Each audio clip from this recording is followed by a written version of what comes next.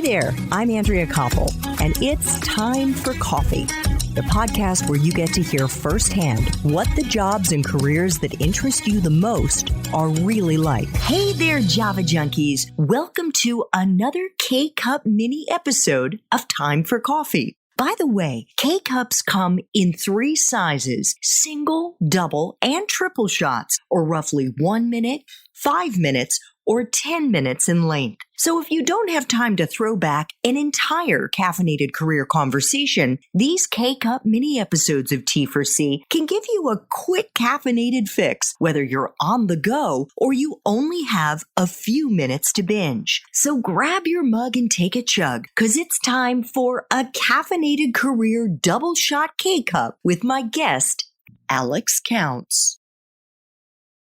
Well, speaking of fundraising, you have a great story about when you first met with George Soros, the Greek-American philanthropist. Will you share that with our listeners?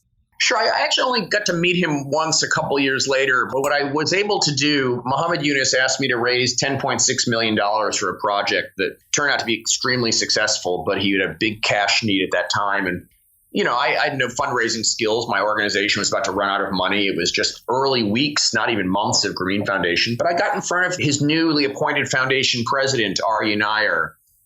And I was so nervous, but you overcome that. And I tell the story of pitching this project to him.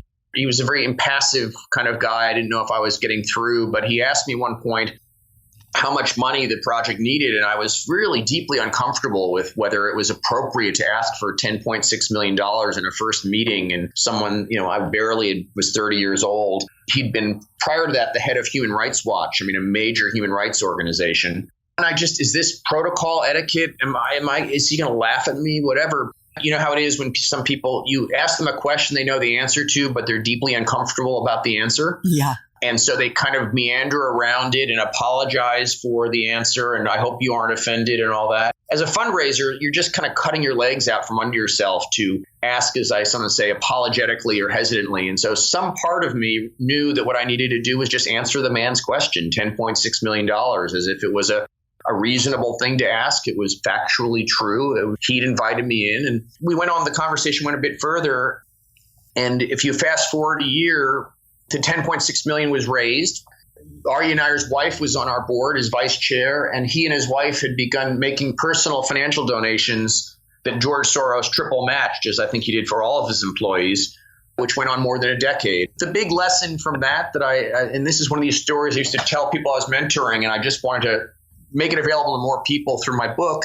If I'd answered that basic question of what money I needed with a sense of apology or hesitancy or being ashamed of it or uncomfortable with it, I don't think we get the money. I don't think his wife joins the board. I don't think we get also their personal financial support, because I was just, again, I was kind of undercutting the partnership that I was wanting to develop with him and with Mr. Soros. And your credibility just collapses, I think. And so I wasn't yet a good fundraiser, but that was a good in-the-moment decision that led to some really pretty exciting things down the road.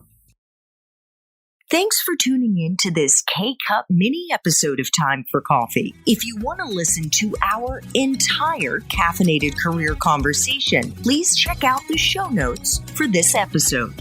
Thanks so much for listening to Time for Coffee, where the professionals in the jobs that most interest you always have time to grab coffee, 24/7, no matter where you live.